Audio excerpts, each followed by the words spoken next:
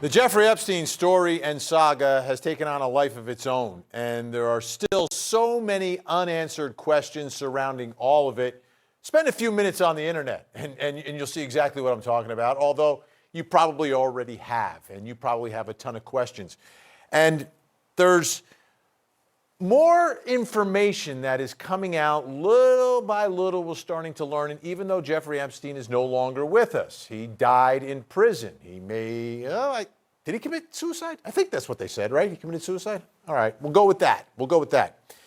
In the meantime, this summer, his friend, his confidant, Ghislaine Maxwell, was arrested, and she's got a case that's pending.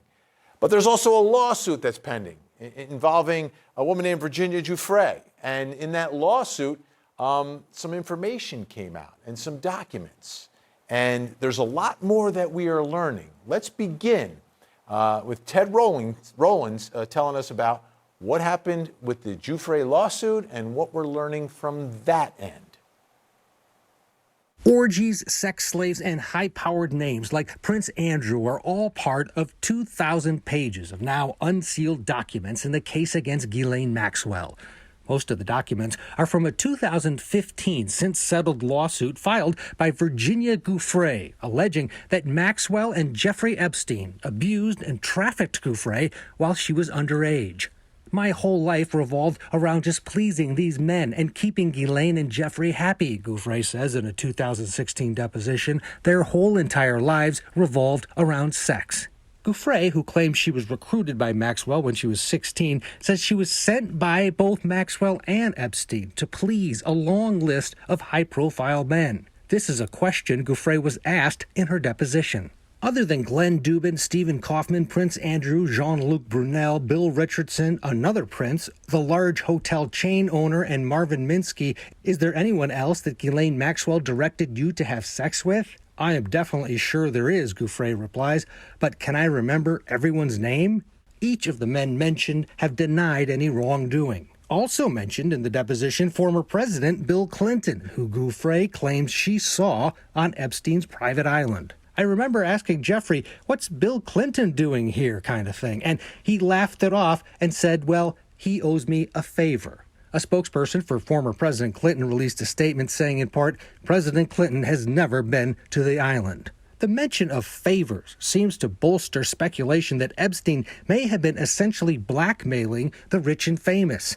The unsealed documents also contain allegations from Jane Doe 3, who claims she was forced into sex with Prince Andrew, instructed to not only give the prince whatever he demanded, but also, she says, to go back to Epstein and to, quote, report back to him on the details of the sexual abuse. There's one school of thought that he wasn't as wealthy as people thought, and that he made his money through blackmail. So he had people come out to the island, had them sleep with young women, and then had dirt on them.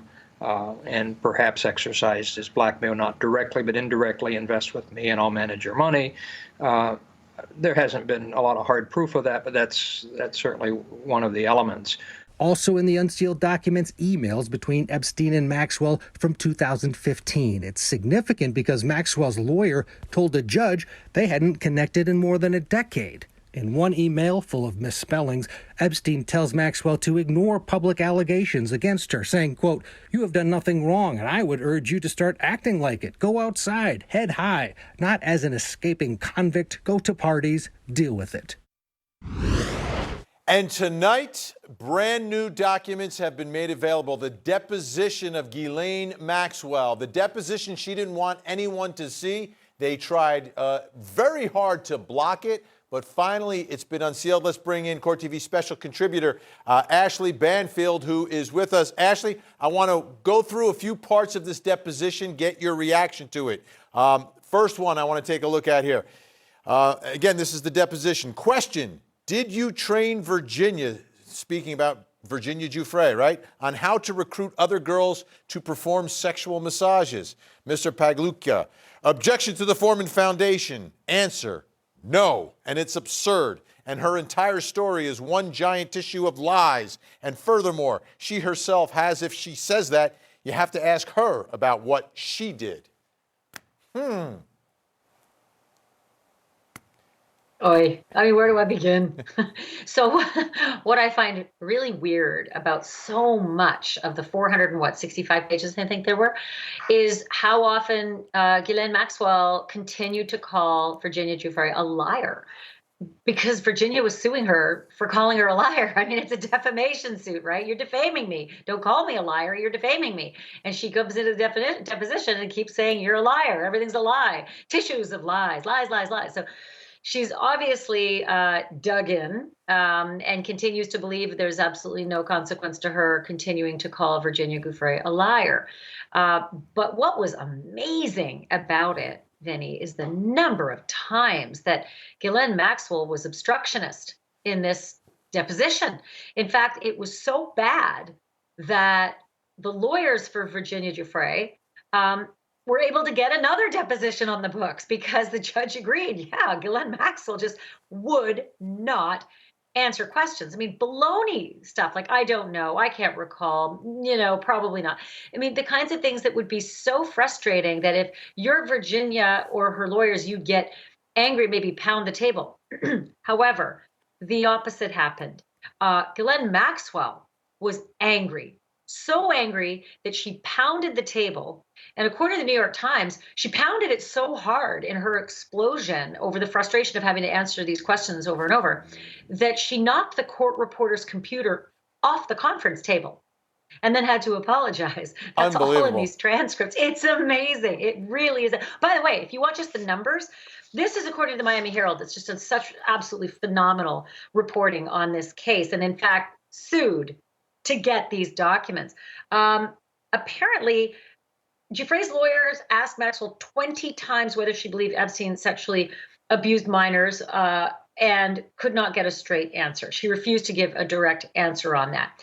And 66 times, Ghislaine Maxwell used I don't recall. 66 times I don't recall, and 20 times refused to give a direct answer.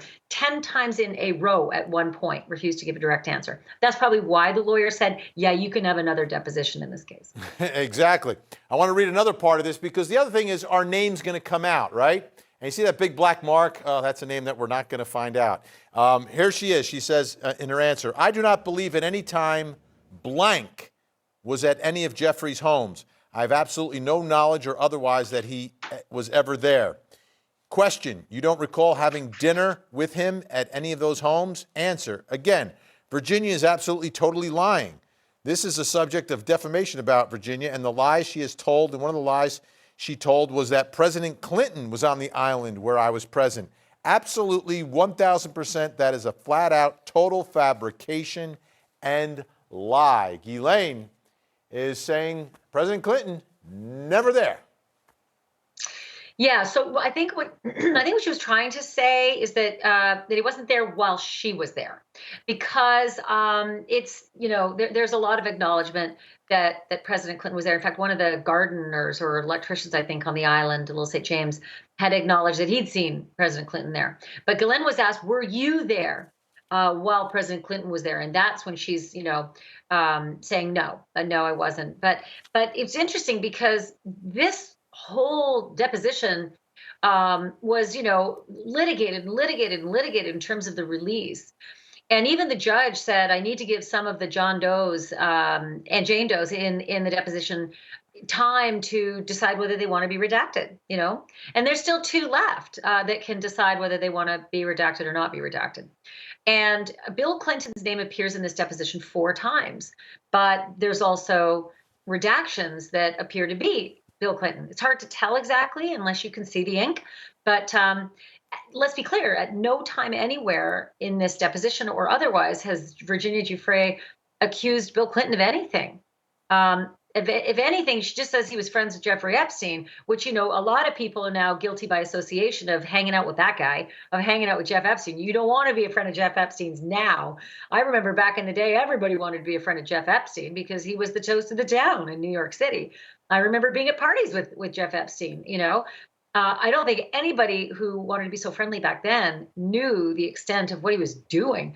There were always rumors about him liking young people, but nobody knew the extent, at least no one that I know knew the extent of what we've come to learn. All right. You mentioned President Clinton 3 more times reference. Let's put it up on the screen from the deposition question. You did fly on planes, Jeffrey Epstein's planes with President Clinton. Is that correct? Answer. I have flown, yes. Would it be fair to say that President Clinton and Jeffrey are friends? Answer. I wouldn't be able to characterize it like that, no. Are they acquaintances?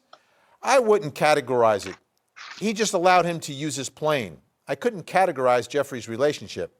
Question. When you were on the plane with Jeffrey and President Clinton, did you observe Jeffrey and blank talking?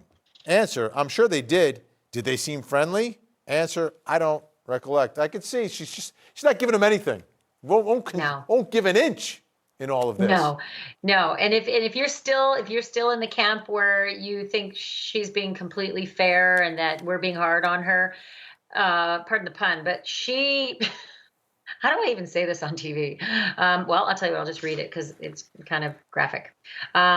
She was asked, she wouldn't answer whether any of the alleged abuse involved a stash of sex toys that were apparently kept in a laundry basket at the Palm Beach mansion.